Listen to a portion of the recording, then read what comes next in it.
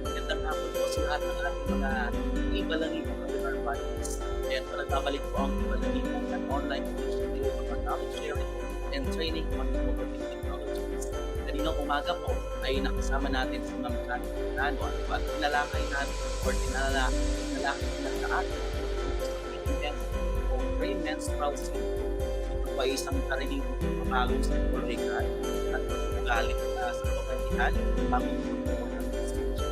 at napag-usapan din po natin ang mga kailangang gawin para ma-overcome or para maintindihan ng karamihan ang ganitong pangyayari.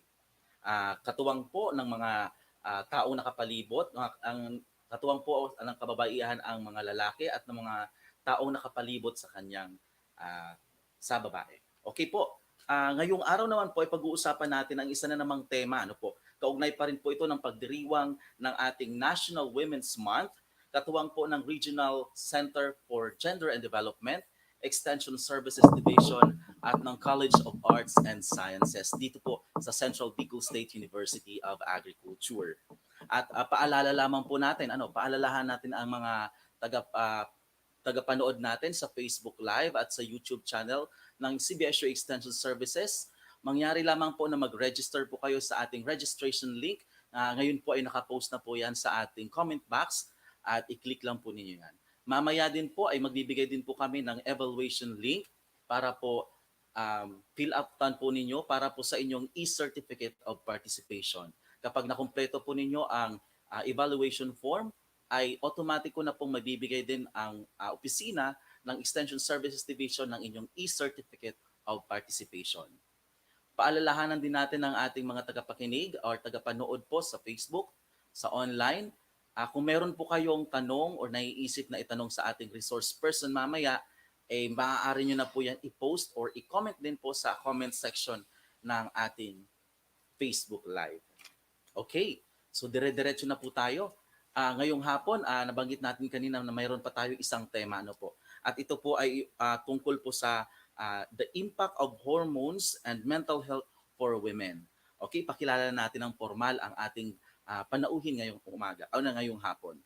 Siya po ay isang rehistradong nurse at graduate din po ng Master of Science in Biology, parte po ng faculty o faculty member po ng Bachelor of Science in Biology, Biology program ng College of Arts and Sciences.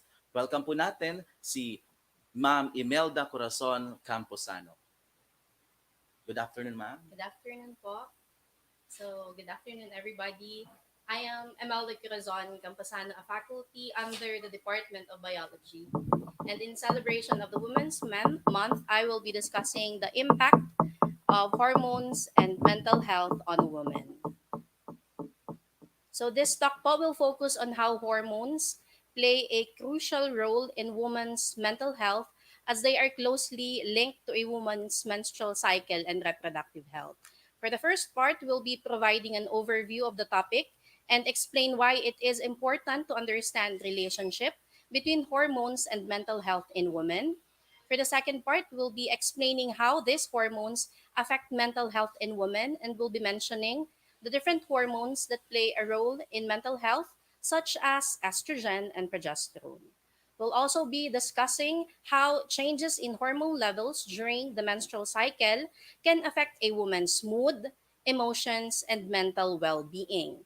We'll be explaining on the fourth part how hormonal changes during pregnancy and postpartum can affect mental health, and we'll be discussing a bit about postpartum depression and other mental health conditions that can occur during this time.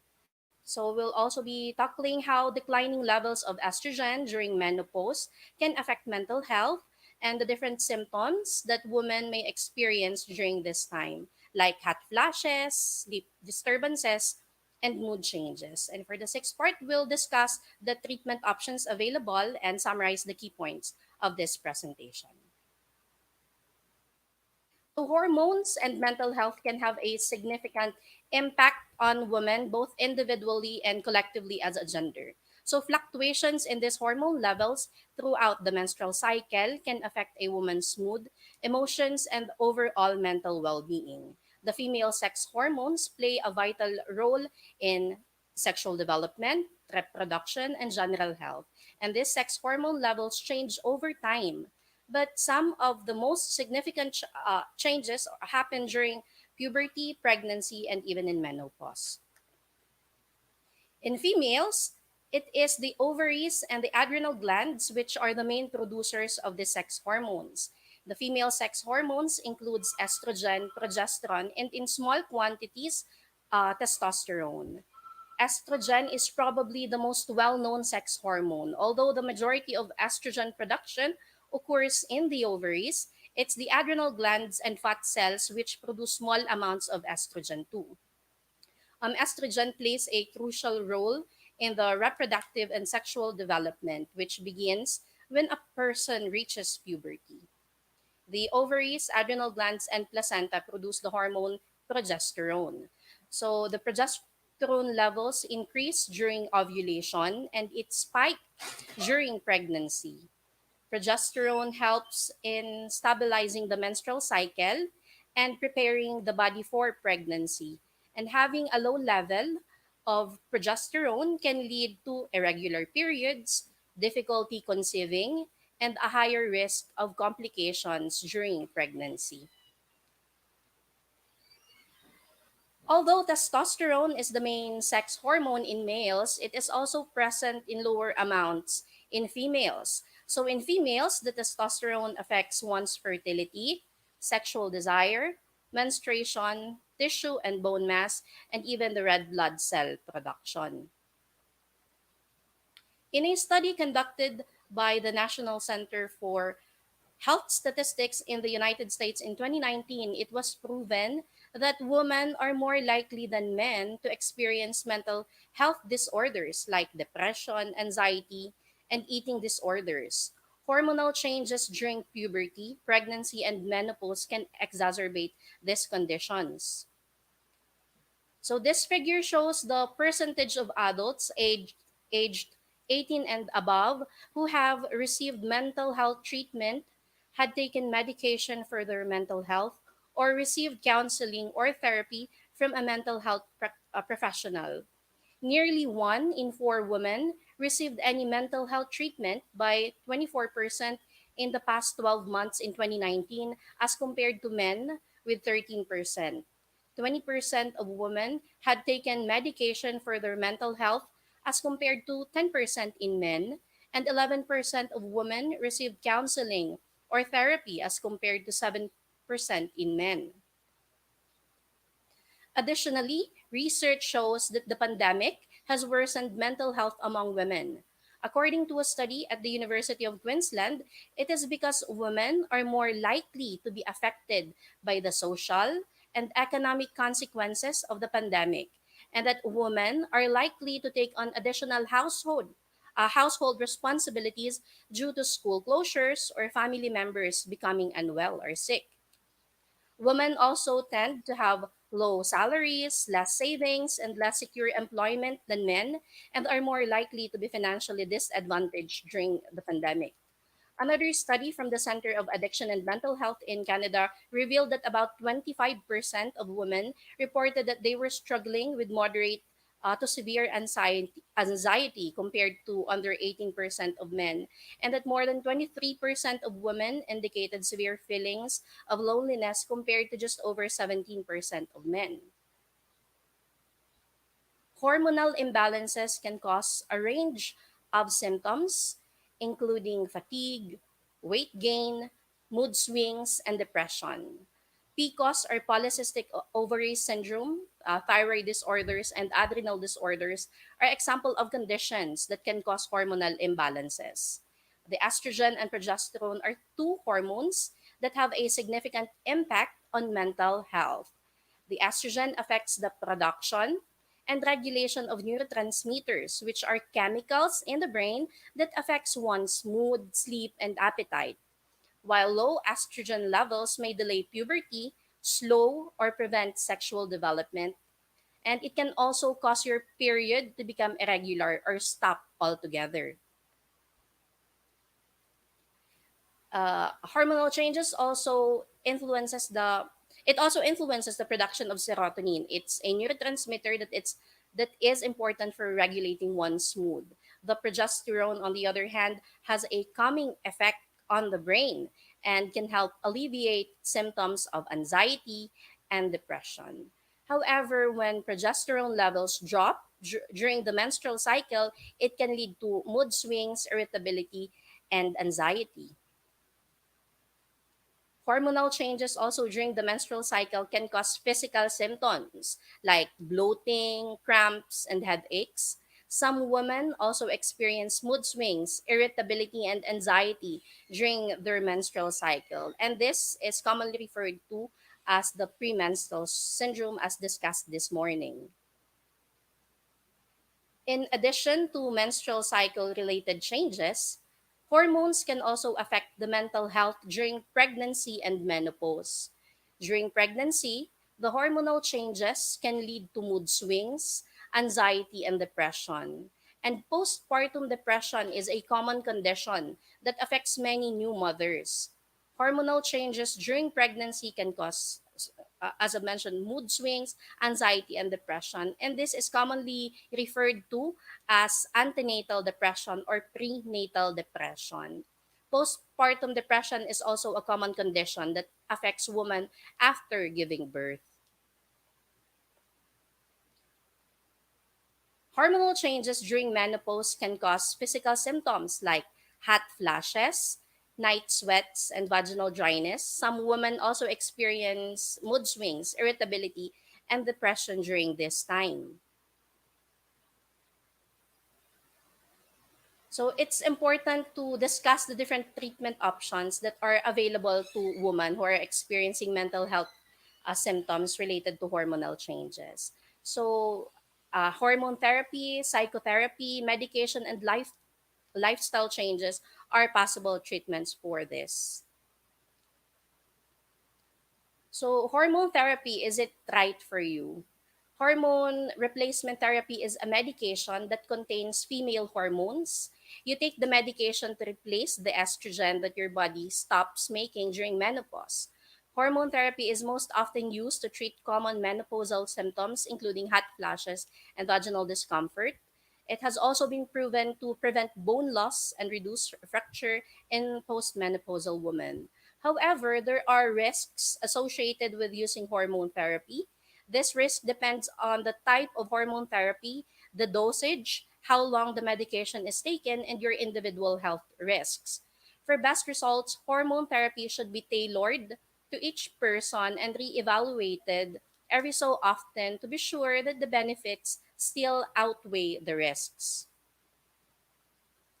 So there are two basic types of hormone therapy. Just to mention this one, it's the systemic hormone therapy and the low dose vaginal drops.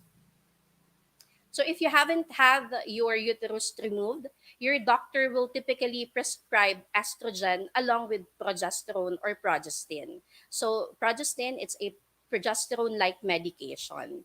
This is because estrogen alone, when not balanced by progesterone, can stimulate the growth of the lining of the uterus, increasing the risk of endometrial cancer. So if you have had your uterus removed or hysterectomy, or the term hysterectomy, you may not need to take progestin. In the largest clinical trial to date, hormone replacement therapy that consisted of an estrogen progestin pill called Prempro increased the risk of certain serious conditions, including heart disease, stroke, blood clots, and breast cancers. Subsequent studies have suggested that this risk vary depending on one's age, because women who begin hormone therapy at age 60 or older, or more than 10 years from the onset of menopause, are at a greater risk of the above conditions. But if hormone therapy is started before the age of 60 or within 10 years of menopause, the benefits appear to outweigh the risks. Next one is the type of hormone therapy. The risk of hormone therapy vary depending on whether the estrogen is given alone or with progestin, or on the dose and the type of estrogen. The next one is health history, your familial history and your personal medical history, and the risk of cancer, heart disease, stroke, blood clots, liver disease, and osteoporosis are important factors in determining whether hormone replacement therapy is appropriate for you. So all of this risk should be considered by you and your doctor when deciding whether hormone therapy might be an option for you. So, who can benefit from hormone therapy? The benefits of hormone therapy may outweigh the risk if you are generally healthy. And you have, number one, you have moderate to severe hot flashes, because systemic estrogen therapy remains the most effective treatment for the relief of troublesome menopausal hot flashes and night sweats. Number two, if you have other symptoms of menopause, so estrogen can ease the vaginal symptoms of menopause like dryness, itching, and burning. And number three, to prevent bone loss or fractures. Systemic estrogen helps protect the against the bone thinning disease called osteoporosis. However, doctors usually recommend medications to treat osteoporosis, but estrogen therapy may help if you either cannot tolerate or aren't bleeding from other treatments. And the last one, those who experience early menopause or have estrogen deficiency. So if you have had your ovaries surgically removed before the age of 45, or stopped having periods before the age of 45, also known as premature or early menopause, or have lost normal function of your ovaries before the age of 40, called primary ovarian insufficiency, your body has been exposed to less estrogen than the bodies of women who have experienced typical menopause. So, estrogen therapy can help decrease your risk of certain health conditions, including osteoporosis, heart disease, stroke, dementia, and mood changes. So, if you take hormone therapy, how can you reduce this risk? You should talk to your doctor about these strategies. So, you find the best product and delivery method for you. You can take estrogen in the form of a pill, a patch, a gel, a cream. So, if you experience only vaginal symptoms related to menopause, estrogen in a low dose vaginal cream or tablet is usually a better choice, other than the oral pill or a skin patch. Um, Second one is to minimize the amount of medication you take. So you use the lowest effective dose for the shortest amount of time needed to treat your symptoms. If you are younger than the age of 45, you need enough estrogen to provide protection against the long-term health effects of estrogen deficiency. And if you have long lasting menopausal symptoms that significantly impair your quality of life, your doctor may recommend long term treatment.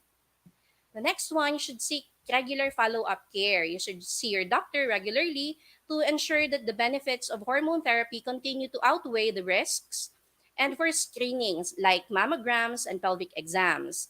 And of course, it's very important to make healthy lifestyle choices, which includes physical activity, exercise in your daily routine, eat a healthy diet, uh, do not smoke, limit alcohol intake, manage stress, and manage your chronic health conditions like high cholesterol or high blood pressure.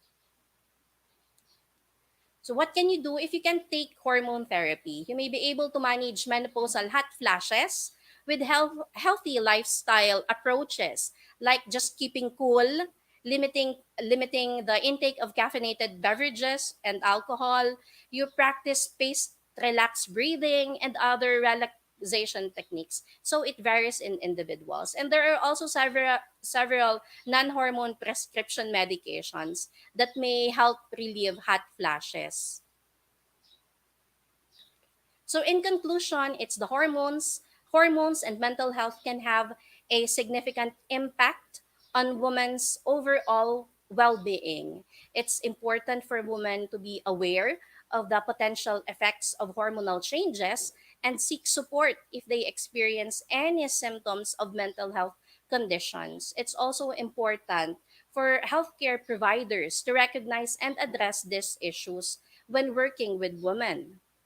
So these are the references I got for this talk. So, sir, thank Yeah. you for listening to this topic on the impact on of hormones and mental health on women. Okay, thank you very much, Ma'am Imelda Corazon Camposano, Ma'am IC. Ano. Um, So, ayan, napag-usapan natin yung mga hormonal disorder or hormonal imbalances and estrogen imbalances ng kababaihan. And napaka-importante, ma'am, natalakayin or malaman ng mga kababaihan yung ganitong mga pangyayari or yung ganitong pagbabago sa kanilang katawan. Kasi, it's a part of the kaparte yan ng kababaihan or parte po yan ng buhay ng babae na dapat kayo din po ay marunong doon po sa pag-aalaga ng inyong sarili. Ito ma'am, may tanong tayo. Kasi yung napakita natin mga references, yung mga data is base po ito doon sa data po galing sa ibang bansa. Na isa sa mga rekomendasyon, dapat regular yung pagkonsulta, regular yung mm, pagpapa-check up, ma'am, dito sa kasi sa Pilipinas, hindi natin mababali yung katotohanan na hangga't kaya magtipid ang Pilipino, magtitipid po sila. Ano yes. yung pinakamagandang mainam na solusyon o paraan o kailangan nilang gawin para po kumbaga mailayo or maiwasan po natin ang ganitong pangyayari na nakita naman natin na malala or siguro marami pang mga negative effect or marami pang mangyayaring epekto or kumbaga maraming maging epekto po ito sa kalagayan ng ating kababaihan. Yes po, I think it's very important na madami po tayong support system, Yes. Mhm. lalo na yung mga nagbubuntis, Mhm. after magbuntis, and even during the menopausal period po. So, yun, importante yung good support system, may it be sa family or friends. And another one is you take control of the hormones, not the Mhm. other way around. So, kung you are feeling moody, you are feeling angry or anxious, um, do the change your lifestyle. Oo. So eliminate those stressors. Eat, as I've mentioned, eat a balanced and healthy diet. So just to mention some. Oo, kasi actually sa ibang bansa talagang napapatupad na 'to. Tingnan natin yung Thailand. Hindi nawawala sa kanila yung kiluhan. Every Mm-hmm. household meron rin silang required or hindi nawawala sa kanila yung weighing scale. And every day they even sa schools, even sa schools meron po silang weighing scale para mas ma-monitor pa nila yung pagbabago ng katawan ng isang ng kababaihan.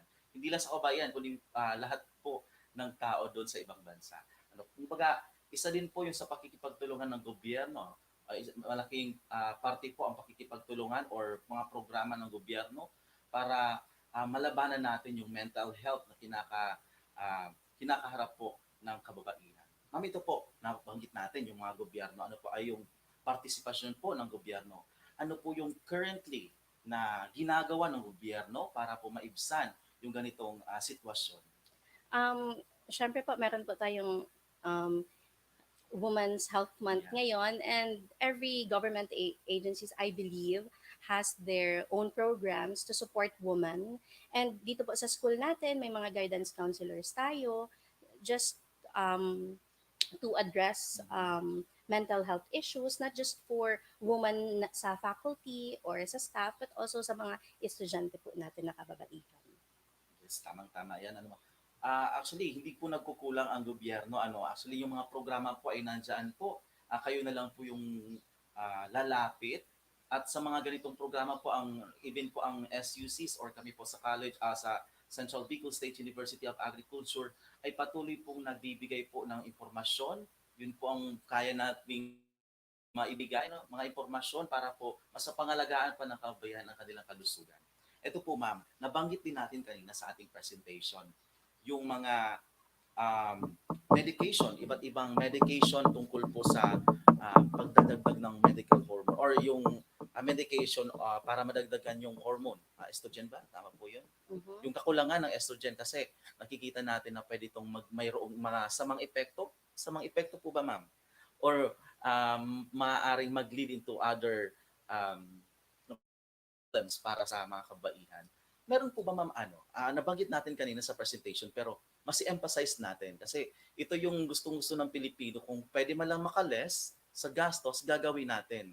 Ano? Ano yung mga kailangang gawin or i-prepare ng ating mga kabaihan para po maiwasan natin yung mental health problem. Ang discussion natin is related to hormones. Um, So, hindi talaga maiiwasan yon mhm, kasi sa stage ng puberty, pregnancy, and menopause, nangyayari talaga yon. mhm, Sudden change in the hormonal levels of a woman can trigger irritability, mood swings, and all. So, kung if it affects one's career, occupation, then seek help from a professional. mhm. Mhm. Um, Meron po tayong mga government na doctors who are available Oh, to Actually, do that. actually parte din yan ng mga doctors, di ba? Nagsiservisyo po sila for free. Actually, maraming mga doctors and nurses na nagvo-volunteer and offering their free services para pa sa mga ganitong programa ng lokal. So okay, kung meron po kayong mga tanong sa ating mga live viewers, pwedeng-pwede nyo pong i-comment po yan sa comment box ng ating programa at ipaparating po natin sa ating resource person ngayon. Okay. So ano pa kaya ma'am ang pwede nating mapag-usapan? Okay. Parang magpo-fallback ito ma'am sa kung gusto nilang self-discipline, control, and Mhm. pangalagaan talaga yung kalusugan. Actually pupunta pa rin tayo doon sa self-discipline yung pangalagaan mo dapat yung kalusugan. Baga prevention is better than cure. Opo. Oh, okay ma'am, baka ma'am may gusto ka pang idagdag doon sa ating mga na-discuss. Pwede niyo pa pong mag-input. Opo. So kung sakaling na-experience ito ng mga kababaihan sa iba't ibang stages of their lives, puberty, pregnancy, and menopause, kung hindi na talaga nila kaya, they should Mhm. be vocal about it. Hindi lang nila kinikimkim on their own. Kasi when you are vocal about it, you are asking for help. Yeah.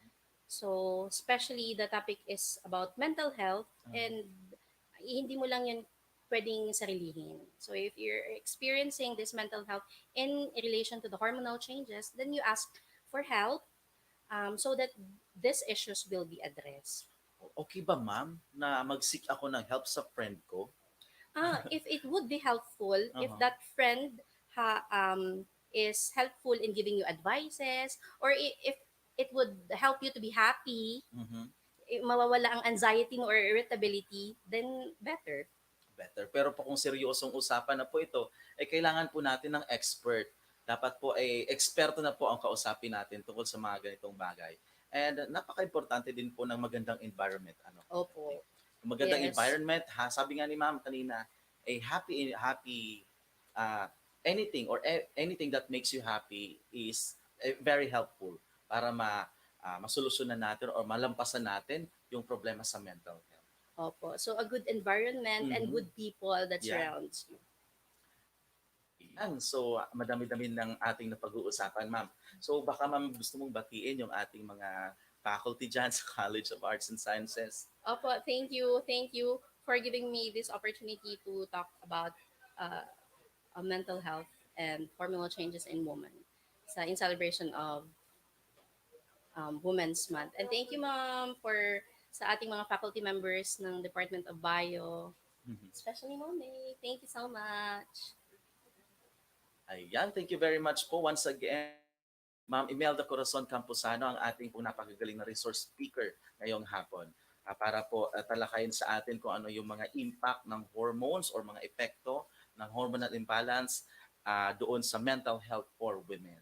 Thank you very much, ma'am. And yun, siguro, kung meron pa sigurong tanong, siguro ihabol na lang natin sa ating resource speaker mamaya at ipadala po na or kaya po mangyari pong i-message po yan sa ating Facebook page dito po sa CBSUA Extension Services Division.